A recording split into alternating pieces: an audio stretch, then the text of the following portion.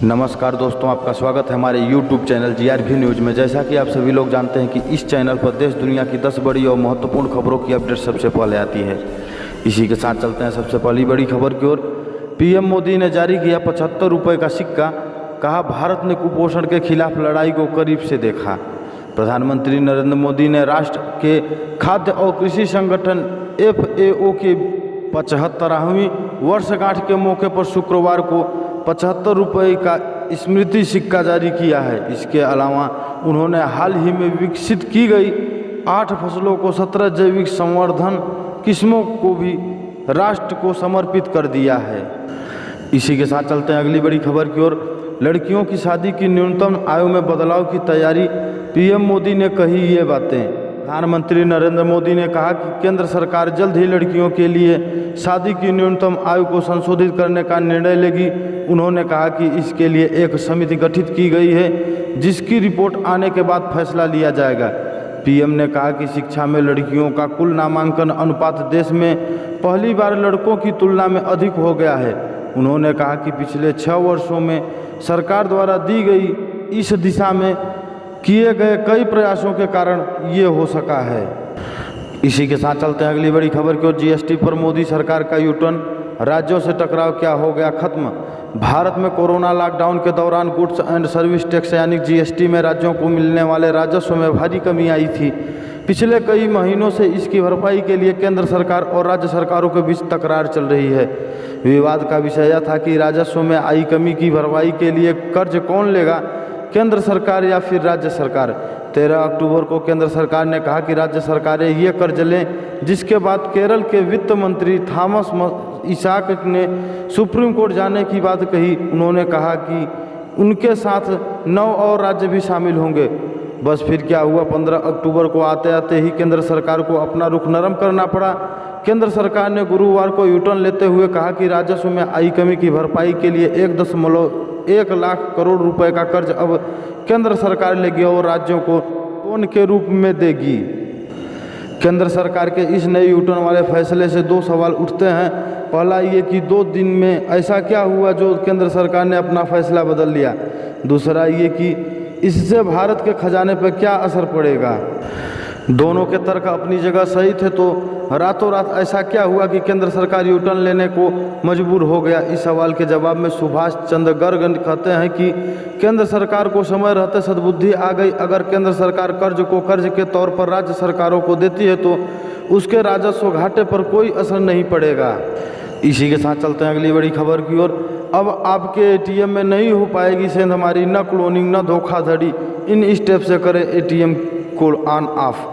अक्सर ATM card cloning की घटनाएं हमारे सामने आती रहती हैं। ATM फ्रॉड के बहुत ही आम होते जा रहे हैं। इन्हीं घटनाओं को देखते हुए स्टेट बैंक ऑफ इंडिया ने अपने अकाउंट होल्डर के लिए एक नई सिक्योरिटी पॉलिसी लेकर आया है, जिसके बाद आपका ATM कार्ड पहले से ज़्यादा सुरक्षित होगा। अगर आप ATM फ्रॉड, धोखाधड़ी, कार्ड क्लोनिंग जैसी घटनाओं से बचना चाहते हैं तो आपको ये स्टेप फॉलो करने होंगे। पहला, आपके अकाउंट में मोबाइल नंबर रजिस्ट्रेशन है या नहीं, इसकी जांच कर लें। दूसरा, रजिस्टर्ड मोबाइल नंबर पर SBI क्विक एप्लीकेशन डाउनलोड करें। तीसरा, अकाउंट सर्विसेज में अपना रजिस्टर्ड मोबाइल नंबर से अकाउंट अपडेट करें। चौथा, ATM कार्ड का रिमोट अब आपके कंट्रोल में है। ATM सेक्शन में आप अपनी मर्जी से ATM ऑपरेशन ऑन या फिर ऑफ करके सिर्फ ATM कार्ड के लास्ट 4 डिजिट के जरिए कर सकते हैं। बैंक का दावा है कि इतना करने के बाद आपका ATM बैंक के लॉकर के जितना सुरक्षित हो जाएगा। आपकी स्थिति में आपके कार्ड से कोई भी दूसरा व्यक्ति पैसे नहीं निकाल सकेगा। इसके लिए आपको ATM ऑपरेशन के निर्देशों का अच्छी तरह से पालन करना होगा। इसी के साथ चलते हैं अगली बड़ी खबर की ओर। कृष्ण जन्मभूमि से मस्जिद हटाने की याचिका मथुरा कोर्ट ने स्वीकार की। अगली सुनवाई 18 नवंबर को मथुरा के श्री कृष्ण जन्मभूमि से मस्जिद हटाने की याचिका कोर्ट ने स्वीकार कर ली है। इस मामले में अगली सुनवाई अब 18 नवंबर को होगी। यह अपील जिला जज मथुरा साधनी रानी ठाकुर की कोर्ट में 12 अक्टूबर को दायर की गई थी। कोर्ट ने श्री कृष्ण जन्म स्थान सेवा संस्थान ईदगाह ट्रस्ट, सुन्नी सेंट्रल वक्फ बोर्ड, शाही मस्जिद ईदगाह को नोटिस भी भेजा है।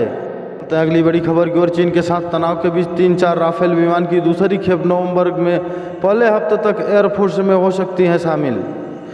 LAC पर चीन के साथ जारी तनाव के बीच इंडियन एयरफोर्स को जल्द ही राफेल लड़ाकू विमान की दूसरी खेप मिलने वाली है। 3-4 राफेल फाइटर जेट नवंबर के पहले सप्ताह में हरियाणा स्थित एयर फोर्स के अंबाला एयरबेस में पहुंचेंगे। 5 राफेल लड़ाकू विमान की पहली खेप 29 जुलाई को भारत आ चुकी है और उन्हें 10 सितंबर को औपचारिक तौर पर एयरफोर्स में शामिल किया गया था। सरकार से जुड़े सूत्रों ने बताया 3-4 राफेल विमान की दूसरी खेप नवंबर के पहले सप्ताह तक फ्रांस से भारत आने वाली है। इसके लिए तैयारियां चल रही हैं।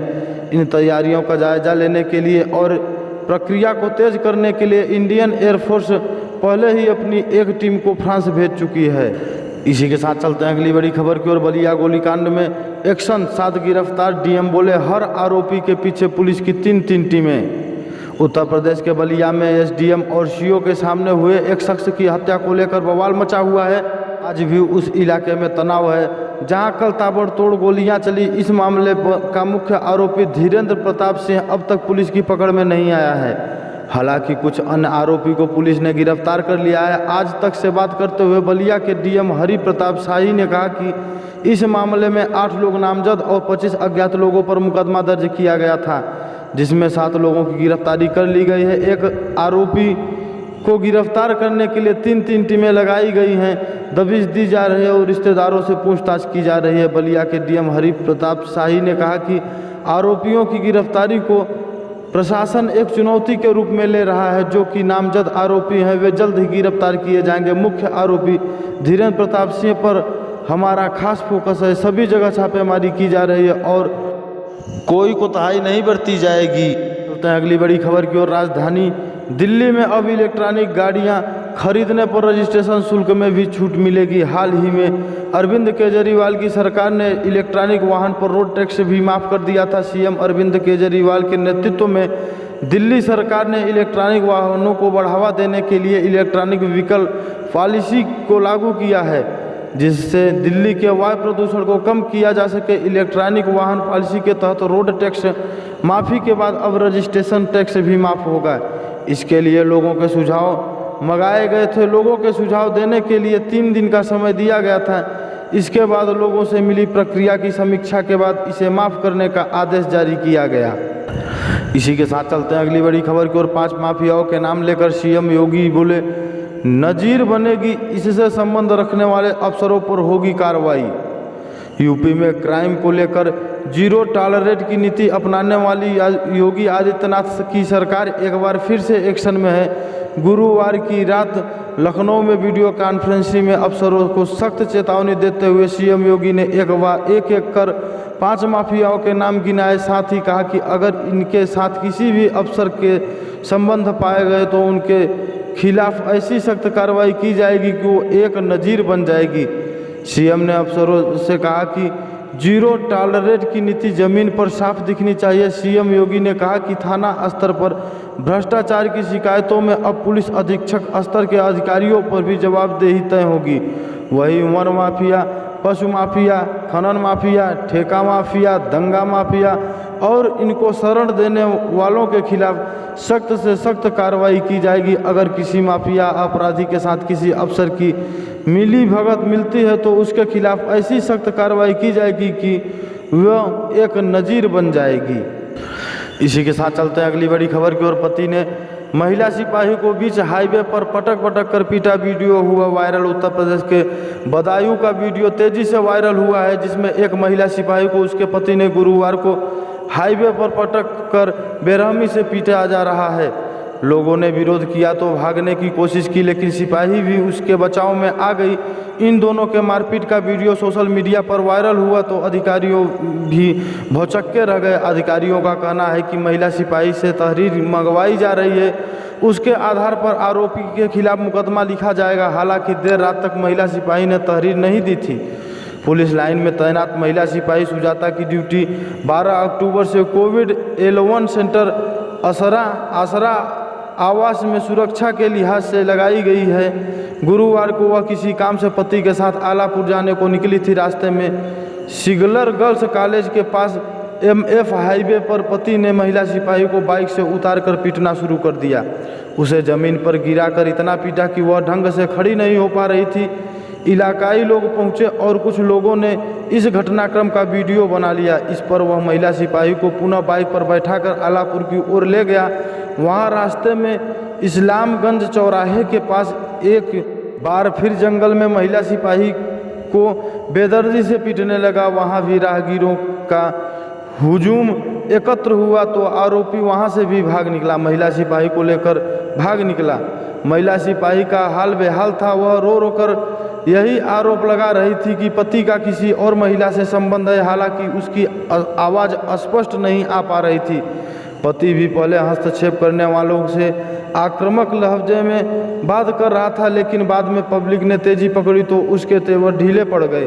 बताया जा रहा है कि महिला सिपाही सुजाता पहले आलापुर थाने में तैनात थी, लेकिन वहां से किसी कारणवश अधिकारियों ने उसे लाइन हाजिर कर दिया था। तब से वह पुलिस लाइन में ही ड्यूटी कर रही थी। महिला सिपाही की पिटाई का वीडियो वायरल हुआ, जिस पर एसएसपी संकल्प शर्मा ने देर रात संज्ञान ले लिया। एसएसपी के निर्देश पर एसपी सिटी प्रवीण सिंह चौहान ने आलापुर थाने में महिला आरक्षक के पति रिंकू अस्थायी निवासी आलापुर के खिलाफ मुकदमा दर्ज करा दिया है। महिला आरक्षी ने अपने पति के खिलाफ बीच सड़क पर सरेआम मारपीट करना एवं उत्पीड़न करना सहित कई गंभीर आरोप लगाते हुए तहरीर दी है, जिस पर आरोपी पति के खिलाफ मुकदमा दर्ज हो गया है। महिला आरक्षी की पिटाई से विभाग की छवि भी पति ने धूमिल की है। इसको लेकर अधिकारियों ने कार्रवाई की है। मामला संज्ञान में आया है। हालांकि महिला से तहरीर देने को कहा है कि वह जो भी तहरीर देगी उस आधार पर सुसंगत धाराओं में मुकदमा दर्ज किया जाएगा। घटना की स्पष्ट नहीं है, वह तहरीर के बाद ही स्थिति स्पष्ट हो सकेगी। यहीं पे समाचार समाप्त होता है। इसी प्रकार के समाचार को पाने के लिए चैनल को सब्सक्राइब करें और ज़्यादा